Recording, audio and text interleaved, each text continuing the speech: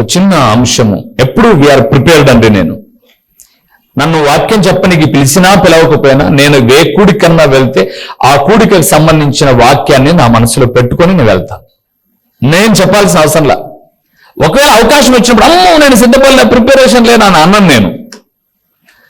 So ఒక చిన్న వాక్యాన్ని మదిలోకి తెచ్చుకొని పాటలు పాడుతుండగానే కొంచెం దాన్ని సెర్చ్ చేసి, ఇంకా అప్పుడు ఎవరిని పేపర్ అడగాలో తెలియక చేతిలోనే రఫ్గా అలాగ ఒక 4 రెఫరెన్స్లు రాసుకొని కూర్చుని, ఓకే వాక్యం చెప్తారు ఇప్పుడు అని అన్నారు.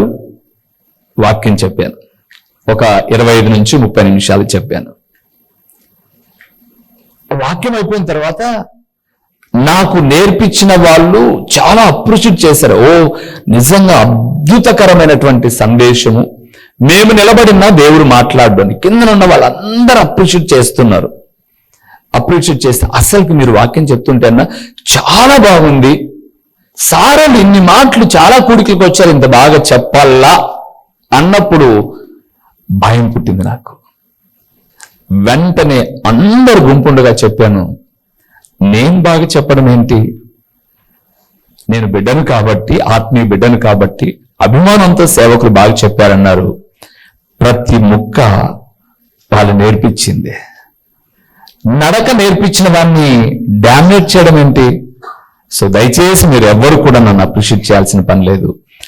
నాకు ఒక భాగ్యం తమ్ముడు రాజ్ కుమార్ అనుగ్రహించాడు దైవజనులు ఎదుట చెప్పడం అన్నప్పుడు. నిజంగా అండి ఆ వేదికలో ఐజయ్ గారు తన హుందాతనంగా అలాగే ఉన్నాడు, కానీ వాళ్ళ నాన్న ఆనంద ఇప్పటికీ బ్రతికున్నాడు. ఆయన దిగి మేము నేర్పించాం, మా శిష్యుడు నువ్వు అని చెప్పుకుంటున్నావు. నిజంగా నా కొడుకు చెప్పుకోలేదు, వాళ్ళ కొడుకు కూడా సేవకుడే, నా కొడుకు చెప్పుకోలేదు కదా నాయన. గట్టిగా కౌలించుకున్నాడు. తగ్గించుకోవడం వల్ల ఘనత పెరుగుతుంది. ఈ హిజ్కియా ముందు ప్రార్థనా పరుడే, ముందు ఆశ్రయించాడు, అన్ని సరే స్థిరపడ్డాడు. ఇప్పుడు తను స్థిరపడిన తర్వాత దేవుని మందిరంలో ఏమయ్యాడు? గర్వించాడు. దేవుని బిడ్డలారా, తగ్గింపు ఉంటే ప్రార్థన దేవుని సన్నిధికి వెళ్తుంది. స్వస్థత, అది శారీరక ఆత్మీయ ఏదైనా కావచ్చు, దేవుడు మనకి ఇవ్వడమే కాదు, అతి విస్తారమైనటువంటి ఐశ్వర్యం. 36 ఇందాక మనం చూసాం, విస్తారమైన ఐశ్వర్యం సమకూడుతుంది. చెప్పండి, తగ్గింపులో ఉన్న మొదటి లక్షణం ఏంటి? మీ ప్రార్థన పరలోకానికి వెళ్తుంది. అక్కడి నుంచి స్వస్థత కావచ్చు, ఆశీర్వాదం కావచ్చు, భూమి మీదకి వస్తుంది. ఎప్పుడు అందరూ చెప్పండి, ఎప్పుడు? తగ్గించుకున్నప్పుడు. ఎందుకంటే తగ్గింపు అనేది ఎవరి స్వభావమట? దేవుని స్వభావం. రెండవ విషయానికి వద్దామా? దినవృత్తాంతంలో 2వ గ్రంథంలోనే చాలా విషయాలు చెప్తాను. 12వ అధ్యాయము, దినవృత్తాంతంలో 2వ గ్రంథం 12వ అధ్యాయము 6వ వచనాన్ని చూద్దాం. 6వ వచనాన్ని చూద్దామా? అప్పుడు ఎక్కడ చదివినా తగ్గింపు లేకోకుండా ఈరోజు వాక్యం ఉండదు. అప్పుడు ఇశ్రాయేలుల అధిపతులను రాజును తాము తగ్గించుకొని యెహోవా న్యాయస్థుడని ఒప్పుకొనిరి. 12వ వచనం, అదే అధ్యాయం 12వ వచనం. అతడు తన్ను తాను తగ్గించుకొనినందున యెహోవా అతనిని బొత్తిగా నిర్మూలము చేయక యూదావారు కొంత మట్టుకు మంచితనము అనుసరించుట చూచి తన కోపము అతని మీద నుండి త్రిప్పుకొనెను. చాలు.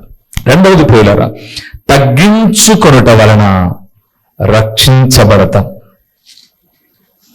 ఈ అధ్యాయం అంతా మీరు ఇంటికెళ్ళిన తర్వాత చదువుకుంటే, ఐగుప్తు రాజైన షీషకు అనబడే వ్యక్తి యెరూషలేం మీదకి వచ్చెను అని 9వ వచనంలో చూస్తాం.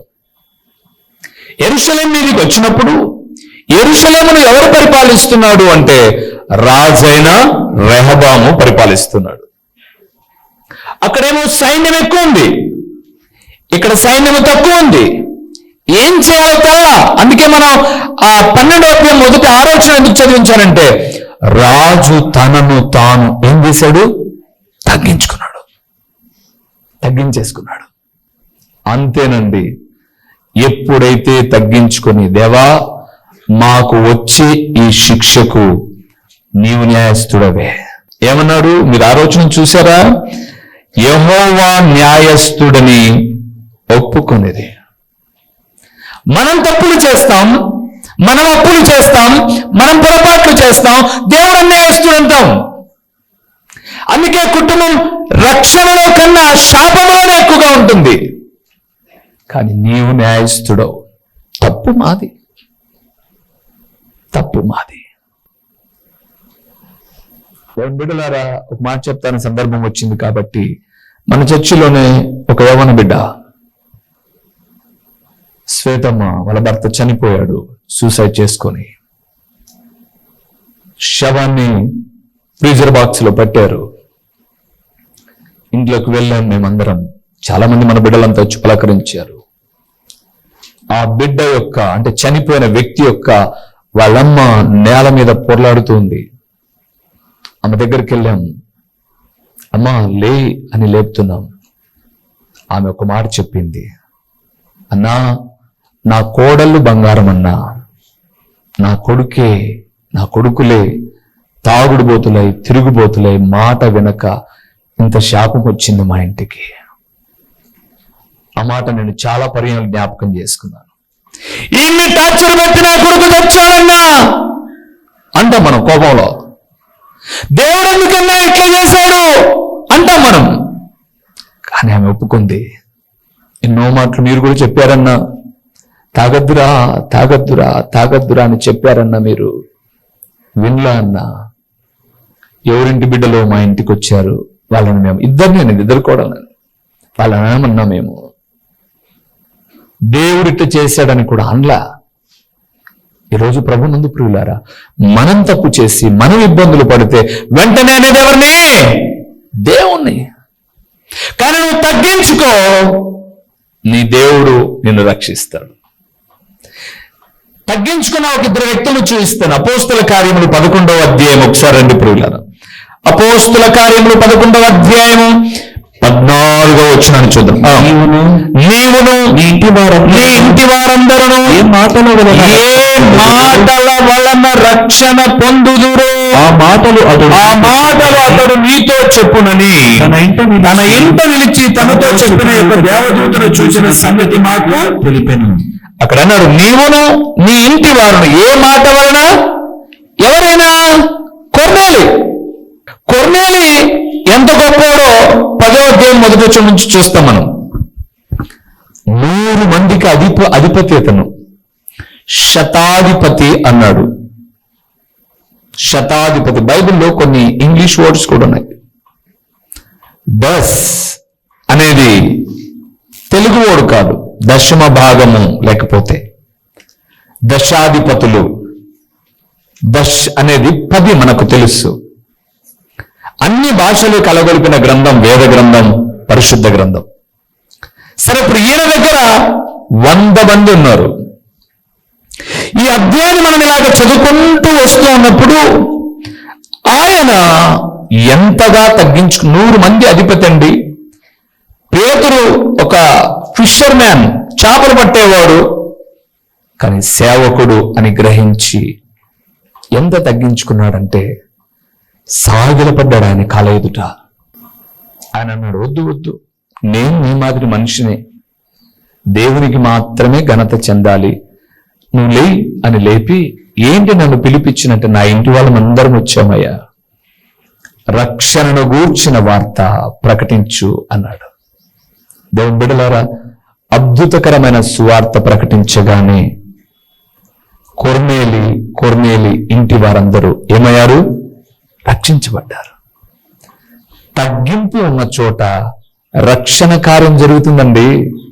మీరు అదే అపోస్తల కార్యం 16వ అధ్యాయం తర్వాత 30వ వచనం చూస్తే చెరసాల అధిపతి అంటాడు, అయ్యలారా రక్షణ పొందుటకు నేను ఏం చేయాలా?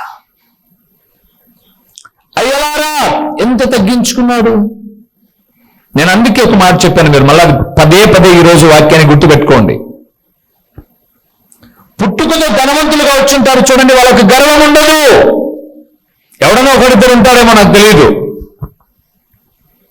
మీరు గొప్పవాళ్ళు సారండి, బలవాడు ఏముందిలే అని అంటారు. నడిమంత్రపు సిరి మధ్యలో కూడింటావి, మధ్యలో ఏదైనా సంపాదించుకుంటారు, వేరే బట్టలేము ఇంకా, అది పోయేదానికే. కొర్నేలి తనను తాను ఏం చేశాడు? తగ్గించుకున్నాడు. దేవునిందు ప్రియమైన వాళ్ళారా, తగ్గింపులో ఉన్న గొప్పతనం ఏంటంటే స్వస్థతనిచ్చి ప్రార్థన వింటాడు. తగ్గింపు వలన ఎవరి చేతిలో నుంచైనా సరే నిన్ను దేవుడు ఏం చేస్తాడు? రక్షిస్తాడు. కొన్నిసార్లు పరిస్థితులన్నీ క్రిటికల్ గానే ఉంటాయి. సో కొంచెం ఓపిక కలిగి ఉండు. అవన్నీ చిక్కుముళ్ళన్నీ ఆయన విప్పేసి నిన్ను అలాగ చక్కగా నడిపిస్తాడు. ఎందుకంటే బైబిల్ గ్రంథంలో దావీదు అన్నాడు, యుద్ధము ఎవరిది? ఆయన రక్షించేవాడు, మనం కాదు. మూడో విషయానికి వద్దాం. 18వ అధ్యాయం మత్తయి రాసిన సువార్త. తగ్గింపులో ఏముందో చూద్దామా?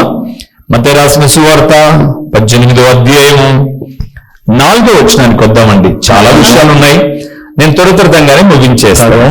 18వ అధ్యాయము మత్తయి సువార్త 4వ వచనం. కాగా ఈ బిడ్డ వలె తన్ను తాను తగ్గించుకుని వాడేవాడు,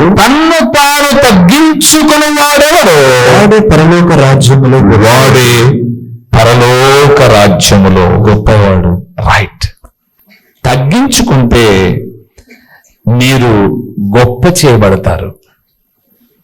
ఏమవుతారు? మీరు గొప్ప చేయబడతారు. మరలా ఈ మాట అంటున్నాను, ఎందుకంటే అక్కడ 18వ అధ్యాయం మీరు చూస్తే శిష్యులలో ఒక వాదన. మొదటి వచనంలోని పరలోక రాజ్యంలో ఎవడు గొప్పవాడు? పేతురు ఎప్పుడు యేసుప్రభు వెనకమ్మడితే ఉంటాడు, పేతురే గొప్పవాడు కదా, భలేవాడివే. యేసుప్రభుల వారిని ఆప్యాయంగా పలకరించి హృదయానికి చేరువయ్యి తన తల నానిస్తాడు రా రొమ్మున, యోహాను గొప్పోడు అన్నాడు. భలేవాడివి. యాకోబు లేకోకుండా ఆయన ఏ పని చేయడు. ఎక్కడికి ప్రార్థనకి వెళ్ళాలన్నా పేతురు, యోహాను, యాకోబు ఉండాల్సిందే. యాకోబురా గొప్పోడు. మీరు భలే చెప్పారు. నేను తక్కువనా? ఆనాడు యేసు ప్రభుల వారు ఆ అరణ్యములో బోధిస్తూ ఉన్నప్పుడు ఒక పిల్లవాడి దగ్గర 5 రొట్టెలు 2 చేపలుంటే తీసుకొచ్చి ఇచ్చింది నేనే అని ఆంధ్రయ్య అన్నాడు, చెప్పింది నేనే అని ఫిలిప్పు అన్నాడు. ఈ వాదన గొప్పదైపోయింది. ఎవరు గొప్ప? ఒక్కొక్కడు ఇష్టం ఉంది. అందుకే నేను గొప్ప అని అంటూ ఉంటే దేవుడు వారి అంతరంగాలను ఎరిగి ఒక చిన్న బిడ్డను తీసుకుని వచ్చి వారి మధ్య నిలబెట్టి ఆయన అంటాడు, మీరు మార్పు చెందండి. ఇవన్నీ చెప్పుకుంటూ వస్తూ 4వ వచనంలో అన్నాడు, ఈ బిడ్డ వలె తన్ను తాను తగ్గించుకుని వాడెవడో వాడే గొప్పవాడు. ప్రభునందు ప్రియమైన వారలారా, నేను చాలా పర్యాలు మీకు ఇప్పుడు రిమైండ్ అవుతుందో నాకు తెలియదు, కానీ చాలా పర్యాలు నేను ఏం చెప్తూ వచ్చానంటే, మీరు పోట్లాడుకుంటారేమో, పోట్లాడుకోండి, తన్నుకోండి, గుద్దులాడుకోండి, ఏమన్నా చేసుకోండి, పిల్లలను దూరం చేయమాకండి, ఏ బంధాలను చెడగొట్టకాకండి, చాలా మాటలు చెప్పాను. పిల్లలలో ఆ విష బీజమా మంచి బీజమా? బీజం అంటే ఇత్తనం, అది పెట్టేది మీరే. మీరు చెప్పేది వాళ్ళు ఫాలో అయ్యి తర్వాత వాళ్ళు మంచోడా చెడ్డోడా అవుతాడు. అందుకే మనకు సరిపోదా? మన పక్కన ఉన్నాం. పిల్లలను దేవునిందు ప్రేమైన వారలారా, పిల్లలు అని ఎందుకన్నానంటే పిల్లలకు కక్షలు కార్పణ్యాలు ఏమీ తెలియవు, అసూయ ద్వేషాలు ఏమీ ఉండవు, పగ ప్రతీకారాలు ఏమీ ఉండవు. పిల్లల గర్వాన్ని నూరిపోసిన, పాపాన్ని నూరిపోసిన అది అమ్మో నాన్నో మీరే చేస్తారు. చిన్న ఎగ్జాంపుల్ చెప్తా. మీ పిల్లవాడికి పాఠశాలలో ఫస్ట్ క్లాస్ వచ్చాయనుకోండి, 50కి 50 మార్కులు వచ్చాయనుకోండి, మమ్మీ 50కి 52 50కి 49 వచ్చాయి అనుకోండి. మమ్మీ నాకు 50కి 49 49 వచ్చాను. గుడ్ అన్న అంటే బానే ఉంటది. రే పక్కుంటే ఇంకెన్ని వచ్చినాయిరా? పక్కింటోని ప్రస్తావన తెస్తున్నది. వాడు వచ్చి వారికి తక్కువ నాకు ఎక్కువ అని చెప్పలేవాడు. మమ్మీ నాకు వచ్చే తన సంతోషాన్ని వ్యక్తం చేశాడు. కానీ మీరే వాడు పక్కింటోనికి ఎన్ని వచ్చింది కదా, మనకన్నా ఒకవేళ 49.5 వస్తే వీడు 49 వచ్చిన అబద్ధానికి టిఫిన్ ఉండదు. ఈ బీజాన్ని నూరు పోసేవాళ్ళు తల్లిదండ్రులే. ఆ స్వతహాగా వాళ్ళలో లేదు ఆ లక్షణం, వాళ్ళకేం లేదు. కానీ నూరు పోస్తున్నది. రే మన బంధువులందరిలో ఒక్క మార్క్ అనే ఎక్కువ, ఏం ఒక మార్క్ ఎక్కువ వస్తే ఏమి, తక్కువ వస్తే ఏమి? ఎక్కువ వస్తే ఏమన్నా చంద్రబాబు నాయుడు గారు పిలిచి, మన ముఖ్యమంత్రి గారు పిలిచి, అమ్మా మీ పులివెందుల్లో క్రీస్తు ప్రార్థనా మందిరంలో 8 మంది పిల్లలు పరీక్షలు రాస్తారు, నీ బిడ్డ ఒకటే ఫస్ట్ క్లాస్ లో పాస్ అయింది, నీ కొడుకు ఒకటే మంచి స్థాయిలో వచ్చాడని చెప్పి అన్నాడు, కాబట్టి వాడిని పంపియండి, నేను వాడిని ఎత్తిన కిరీటం పెడతారా? ఈ భావాన్ని 100% మనమే తల్లిదండ్రులమే. మనం ఏం నూరిపోయాలంటే, ఈ జ్ఞానం నీకు దేవుడు ఇచ్చారా, దేవునికి నువ్వు కృతజ్ఞత కలిగి ఉండు. మీ స్కూల్లో ఎంతో మంది తల్లిదండ్రులు ఈ స్థాయికి రావాలని నేను కట్టినంతే, ఏమండి 49 వచ్చినాడు ఒకరికి ఒక 10,000 ఎక్స్ట్రా ఫీజు కట్టి మిగతా తక్కువ కట్టింటారు తల్లిదండ్రులు. అందరికి సమానమే కదా వాళ్ళందరూ ఇది. కానీ వాళ్ళల్లో నిన్ను దేవుడు ఇలాగ నిలబెట్టాడు. ఈ జ్ఞానం దేవుని నాన్న, దేవుని కృతజ్ఞత కలిగి ఉండు. తక్కువ వచ్చిన పిల్లలను గేలి చేయ మాకు, ఏడిపించి మాకు. రేపటి దినాన మనకు తక్కువ వచ్చినప్పుడు మనల్ని కూడా ఏడిపించే వాళ్ళు ఉంటారా? దేవునికి స్తుతులు చెల్లించు అని అన్నామనుకోండి, క్లాసులో అందరూ ఎడల ఈ పిల్లవానికి ఏ భావన ఉంటుంది? స్నేహ భావన ఉంటుంది. ఈయన ఇక్కడ బుర్రి పెట్టి పెట్టినాం అనుకో, వీడు క్లాస్లో పోయినప్పటి నుంచి టీచర్ సార్ నిలబడుకోవాలి, వీడు కూర్చోని అనుకుంటాడు. ఏంటి సార్లు వెళ్ళేది ఇంకా నేను వచ్చేసరికి. రెండవది, పిల్లలకు ద్వేషం ఉండదు. మీ పిల్లలను ఈ సెకండ్ 2-3 ఈ లైన్లు ఎప్పుడన్నా నేను అరుస్తా, లేకపోతే ఇంకోటి ఇది అంట, లేదా మీరు కూడా పాడని ఒకటి కొట్టింటారు, ఏదో సందర్భాన్ని బట్టి కొట్టేసింటారు. కొట్టిన తర్వాత అది తగ్గేటప్పుడు మేము అనుకుంటే నాన్న తగ్గుతున్నాడు, గ్లాసు నీళ్ళు తీసుకువారంట, నన్ను కొట్టినాడు నేనేనా అంటాడు వాడు. నాన్న తగ్గుతున్నావు, నీళ్ళు తీసుకొని వస్తాడు పిల్లోడు. వాడికి ద్వేషం ఉండదు. కానీ ద్వేషం నూరిపోసేది ఎవరెవరు ఉంటారు. బాంధవ్యాల మధ్య, బంధుత్వాల మధ్య కూడా ద్వేషాన్ని నూరిపోయకూడదు పిల్లలకు ఎప్పుడు. పిల్లలు ఒక మంచి అద్భుతకరమైనటువంటి, నువ్వు ఎట్లా మలుచితే అట్లా వంగేటటువంటి అద్భుతకరమైన మొక్కలవి. యేసుప్రభువు ఎందుకు చెప్పాడు? బాలుడు నడవలసిన త్రోవను వానికి నేర్పు, వాడు పెద్దవాడైనప్పుడు దాని నుంచి తొలగిపోవడం. అంటే బాల్యంలో నువ్వు ఏమైతే నేర్పుతావో అవే నీ పిల్లలు నేర్చుకుంటారు. నువ్వు మంచి నేర్పావా, మంచిగా నేర్చుకుంటారు. ఇచ్చే గుణం నేర్పావా, అదే నేర్చుకుంటారు. ఆ మధ్య ఒక ఆయన మాట్లాడుతుంటే నేను విన్న మాట, అమెరికా దేశంలోనట ఎందుకు అంత బహుగా దీవించబడ్డానికి కారణం ఏంటంటే, వారు వాళ్ళ పిల్లలకు చిన్నప్పటి నుంచి కష్టపడ్డం, గివింగ్ నేచర్ నేర్పిస్తారట. ఇక ప్రత్యేకించి యూదులైతే, అంటే ఇప్పుడు యూదులు ఎక్కడున్నారు? ఇజ్రాయెల్ దేశం. యూదులైతే 7 సంవత్సరాల వయసు పిల్లలకు వచ్చేసరికి వాడికి ఖచ్చితంగా ఏదో ఒక ఇన్స్ట్రుమెంట్ నేర్పిస్తారంట. నెంబర్ 1. రెండవది, ఏదో ఒక రీతిగా కష్టపడే గుణం, ఏదో ఒకటి, ఒక బుట్టెల్లో లేకపోతే ఒక కారు తుడుచు, ఏదో ఒక రీతిగా 10 రూపాయలు సంపాదించడం నేర్పిస్తారంట. 7 సంవత్సరాల సమయం వయసు వచ్చేసరికి తమ పిల్లలకు తప్పనిసరిగా ధర్మశాస్త్రమును నేర్పిస్తారంట. చదవమని చెప్తారంట, నేర్పిస్తారట. అప్పుడు తీసుకెళ్లి బల్లో పడేస్తారంట. అదే మన భారతదేశంలో అయితే 7 సంవత్సరాలు వచ్చేసరికి ఫోన్లో కూడా ఆదిపోయింటాడు. ఇంటర్మీడియట్ డిగ్రీ చదివేటప్పుడు బైబిల్ తెలిసి ఆదికాండం చదువురా అని చెప్పేసి అని అనుకోండి, ఆదికాండం తీసి మన పిల్లలు డిగ్రీ ఇంటర్ 10th కా నుంచి ఇంటర్ చదివాళ్ళు. అది కారణం ఇట్లా తీసి నాయన మనం ఇప్పుడు 13వ వచనం అధ్యాయంలో చదువుతున్నాం.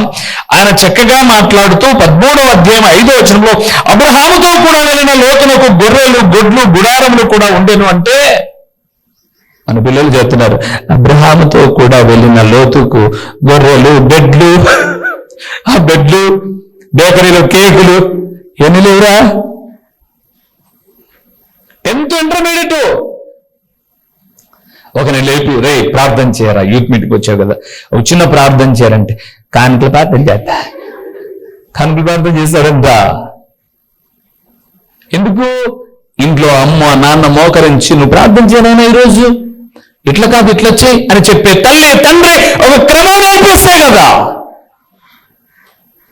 పిల్లలు గొప్పవారు కారణం ఏంటంటే వారి దగ్గర తగ్గింపు ఉంది. రైట్ కూర్చో, అడుగు కూర్చుంటాడు. కొత్త కోట్ వేసుకొని రానిలే నాన్న అడుగుచో, అడుగు కూర్చుంటాడు. పొరపాటుగా ఆ పొద్దు 1500 సిల్క్ చీర కట్టుకొని వచ్చినావు అనుకో, కుర్చీ కూడా ఎవరైనా తుడిచే కానీ కూర్చోను. కుర్చీలో దుమ్మిందనుకో, ఏం ఫంక్షన్ ఈ ఫంక్షన్, దుమ్మని తట్టే ఉంది, ఇక తుడుచుకోలేదు. యోహానే ఒక మాట మాట్లాడతాడు, చూస్తారా మీరు? మత్తయి సువార్త 11వ అధ్యాయము 11వ వచనంలో యేసు ప్రభు ఒక మాట చెప్పాడు చూడండి. మత్తయి సువార్త 11వ అధ్యాయము స్త్రీలు 11వ వచనము 11వ అధ్యాయము 11వ వచనం. స్త్రీలు కనిన వారిలో బాప్తిస్మమిచ్చి యోహాను కంటే గొప్పవాడు పుట్టలేదని నిశ్చయముగా మీతో చెప్పుచున్నాను. చదవాలి. అయినను పరలోక రాజ్యములో అల్పుడు మీన్ తగ్గింపు కలిగిన వాడు అతని కంటే గొప్పవాడు. యేసు ప్రభుల వారి కన్నా ఎంత పెద్దోడు యోహానయ్య? 6 నెలలు పెద్దోడు. యేసు ప్రభు అన్నాడు స్త్రీలు కనిన వారిలో యోహానంత గొప్పోడు ఎవ్వరు లేరన్నాడు. ఆయన హెచ్చాలి, నేను తగ్గలే. నువ్వు తగ్గించుకుంటేనే నువ్వు గొప్పోడివి. వాళ్ళకైనా మన దగ్గర, వీళ్ళకైనా మన దగ్గర. నువ్వు తగ్గించుకో. యేసు ప్రభుల వారు పరలోకాన్ని విడిచి భూలోకానికి వచ్చి తగ్గించుకొని గొప్పవాడుగా ప్రపంచమంతా పిలువబడుతూ ఉంటే ఆయన అడుగు జాడలలో నువ్వు తగ్గించుకుంటే నువ్వు కూడా ఏమవుతావు? గొప్పగా పిలువబడతావు. గొప్పగా పిలువబడ్డానికి నీ చదువు, ఉద్యోగమో, అందమో, ఆస్తో, కులమో, ఏం అవసరమరా? నీ దగ్గర తగ్గింపు ఉంటే దేవుడు నిన్ను హెచ్చిస్తాడు. ఈరోజు మాట వింటున్న దేవుని కుమారుడా, కుమార్తె, తగ్గించుకోవడం చూస్తున్నాడు ఆయన, తగ్గించుకోకపోవడం కూడా ఆయన చూస్తున్నాడు. ఆయన తగ్గించుకోవాలి. మదర్ తెరీసా గారు ఈ లోకంలో ఆమె జన్మించిన తర్వాత, ఈ దేశానికి, మన భారతదేశానికి వచ్చిన తర్వాత ఆమె నిరాడంబరత. ఈ భూమి మీద తమిళనాడుకి వెళ్తే అమ్మా అంటారు జయలలితమ్మను. భారతదేశంలో ఒకప్పుడు ఇందిరాగాంధీ గారిని, శ్రీమతి ఇందిరమ్మ గారిని తల్లి అని సంబోధించారు. ఒక వర్గమే, అందరూ కాదు. ఎందుకంటే పార్టీ ఉన్నప్పుడు ప్రతిపక్షం కూడా ఉంటది కదా, వాళ్ళ అమ్మ అనిలా, వీళ్ళు మాత్రం పిలిచారు అమ్మ అని. అది తమిళనాడైనా భారతదేశమైనా ప్రపంచమంతా తెరీసా ఆమె పేరైతే ఆమె ముందు మదర్ తెరీసా అని ప్రపంచంలో ఉన్న ప్రతి దేశాలు పిలిచారు. ఆమె ఎక్కడ దిగిన రెడ్ కార్పెట్, ఇలాంటి రెడ్ కార్పెట్ పలిసి ఆమెను సగౌరవంగా ఆహ్వానించారు. ఆమె నేర్చుకున్న 3 మాటలు ఏంటో తెలుసా? ఒకటి, దేవుడు ప్రేమ కలిగిన వాడు ప్రేమ చూపాలి. రెండవది, ఆయన క్షమించే మనస్సు కలిగిన వాడు క్షమించాలి. మనం ఈ లోకంలో తగ్గించుకొని బతకాలి. మనం కూడా 3 మాట్లాడతాం, దానికి భిన్నంగా ఉంటాయి, టోటల్ భిన్నంగా ఉంటాయి. మరలా చెప్తున్నాను, దేవుని బిడ్డలకు గొప్పతనం కావాలి అంటే తగ్గింపు ఉండాలి. దేవుడు మనల్ని ఖచ్చితంగా ఉన్నతంగా నిలబెట్టాలి అని అంటే ఖచ్చితంగా తగ్గింపు ఉండాలి. చివరిగా ఒక మాట చెప్పి ముగిస్తాను. దినవృత్తాంతముల 2వ గ్రంథం 34వ అధ్యాయము 27, 28 ఈ 2 వచనాలు చదువుదామా? 388వ పేజీలో 388వ పేజీలో దినవృత్తాంతంలో 2వ గ్రంథం. నీ మనస్సు నీ మనస్సు మెత్తనిదై ఈ స్థలము మీదను దాని కాపురస్తుల మీదను దేవుడు పలికిన మాటలను నీవు వినినప్పుడు నా సన్నిధిని నిన్ను నీవు తగ్గించుకుని నీ వస్త్రములు చింపుకుని నా సన్నిధిని కన్నీరు విడిచితివి గనుక నీ మనవిని నేను ఆలకించితిని. నేను నీ పితరుల యొద్దకు నిన్ను చేర్చుదును. నెమ్మది గలవాడవై నువ్వు సమాధిలోనికి చేర్చబడుదువు. ఈ స్థలము మీదికి దాని కాపురస్తుల మీదికి నేను రప్పించు అపాయము నీవు కన్నులారా చూడవు. చాలు ప్రియులారా. 4వది, తగ్గింపు వలన అపాయాన్ని మనం చూడం. అపాయము సంభవించుట మనము చూడం.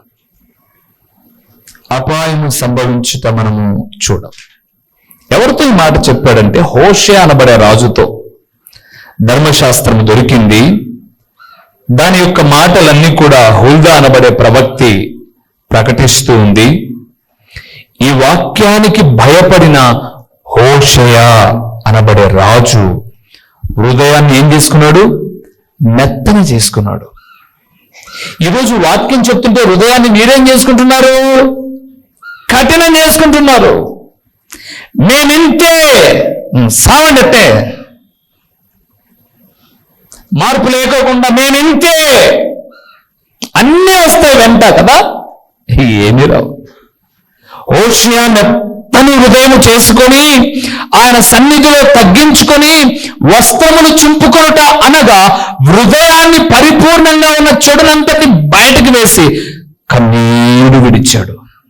అందుకే దేవుడు అన్నాడు, నెమ్మదితో నువ్వు సమాధికి వెళ్తావు, నీకు అపాయము సంభవింపదు. దేవుని బిడలారా, ఈరోజు అపాయాలను తప్పించేవాడు దేవుడే. 91వ కీర్తన 10వ వచనానికి మనం వెళ్తున్నప్పుడు ఏ అపాయము నీకు సంభవింపదు, పగలు ఎండ దెబ్బైనను రాత్రి వెన్నెల దెబ్బైనను నీకు తగలదు అన్నాడు. ఎప్పుడు?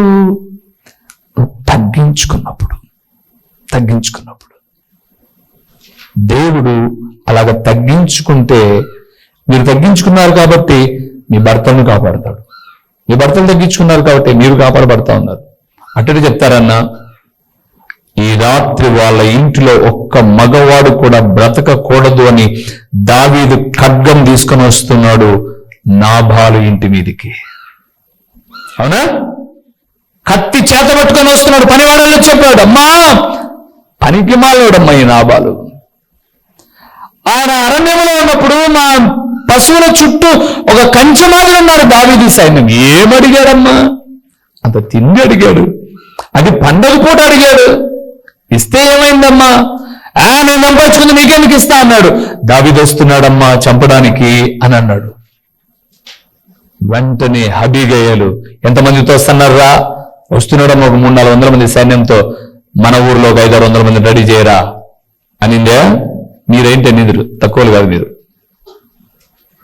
మా వాళ్ళ ఇంట్లో 10 మంది అంతా రెడీ అయినారంటే మనం తక్కువలు, మనం 10 మందిని పిలిచిన అందరికి ఫోన్లు చేయి అనిందురేమో. కానీ అబీగయలు ఏం చేసింది అని అంటే, ఏ ఆహారం అయితే అడిగాడో అందుబాటులో ఉన్నది అంత సిద్ధం చేసింది. గాడిదను స్పీడ్గా తోడరా అని చెప్పింది. ఇంకా ఊరి చేరువకు రాకముందే దావీదును ఎదుర్కొంది.